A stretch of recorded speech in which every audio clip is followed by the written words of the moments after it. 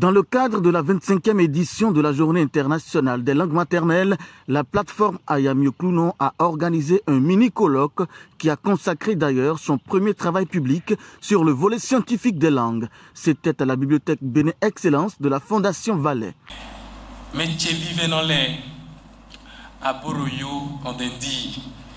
Nos langues béninoises ont une forte valeur patrimoniale et elles nous influencent à tous les égards. Cette célébration de la Journée internationale de la langue maternelle nous rappelle combien la sauvegarde et la transmission du patrimoine linguistique des peuples constituent un devoir d'autodétermination et de souveraineté. À l'occasion de cette célébration, Ayamio-Clounon facilite, à travers les présents ateliers, conférences, un cadre d'échange scientifique. Je pèse très bien mes mots. Un cadre d'échange scientifique pour quantifier et qualifier surtout la contribution des langues béninoises dans le processus de développement du Bénin. Nos appréciés experts, certains sont déjà présents dans la salle, conférencières et conférenciers sauront nous aider dans cet exercice. Qu'ils trouvent à travers ces mots toute notre reconnaissance pour leur disponibilité très enrichissante. Mikudo tozo et nous va m'aider sous nos os. Nous remercions également tous nos partenaires ayant contribué qualitativement à l'organisation de cet événement.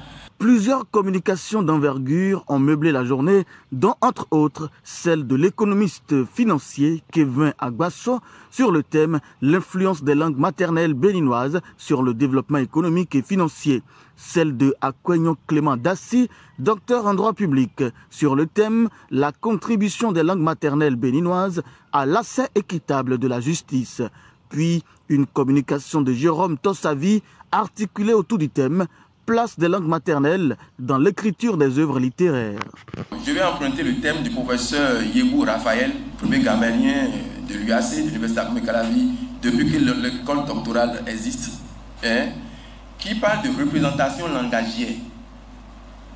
Il a soutenu une thèse sur les représentations langagières dans la littérature béninoise. Et c'est lui qui a parlé du concept de représentation langagière.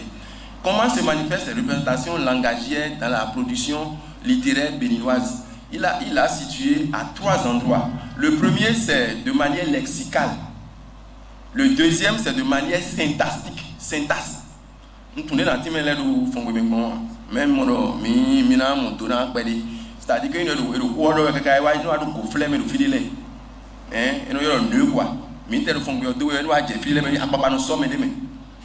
français qui est do et do zone ne le mon quoi ba do di do ba niveau de le no dacha de me no takiti et ben you alors lexical, syntastique, stylistique, troisième niveau. Donc cette trinité là constitue en fait le pilier de la réflexion en termes de création littéraire en lien avec nos langues maternelles. Quels sont ces défis là auxquels nous sommes confrontés dans le cadre de l'accès à la justice et quels sont les défis pour lesquels les langues maternelles peuvent jouer un grand rôle? La justice dans toute société occupe une place centrale et d'ailleurs les tests internationaux, régionaux comme nationaux ont consacré l'accès à la justice comme étant un droit fondamental. Dans ce cadre, l'analphabétisme joue un grand rôle. Et c'est en cela que les langues locales, la promotion des langues locales peut beaucoup contribuer à l'accès aux juges. Parce que pour accéder aux juges, il faut accéder au droit d'abord. Donc les langues locales peuvent permettre d'accéder à nos textes. Non seulement accéder aux textes, mais comprendre les textes qui régissent notre société.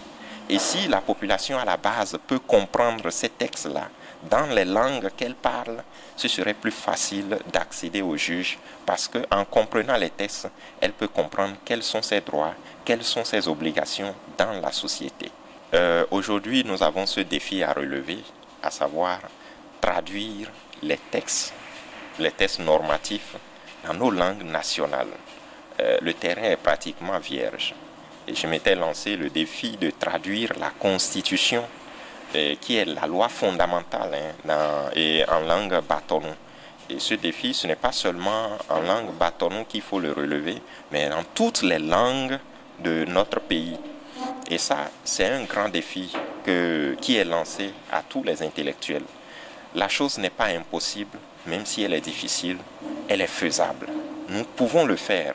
Nous pouvons aider la population à accéder à nos textes à travers les langues qu'elle parle. Et c'est à nous, intellectuels, de le faire pour aider la population.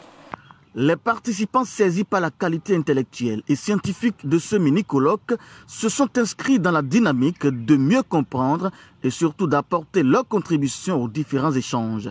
Il faut rappeler que les deux objectifs principaux de Ayamio Clounon sont la promotion de la culture béninoise à travers la vulgarisation des langues nationales sur Internet et la création de solutions numériques facilitant l'apprentissage, la lecture et l'écriture des langues maternelles béninoises.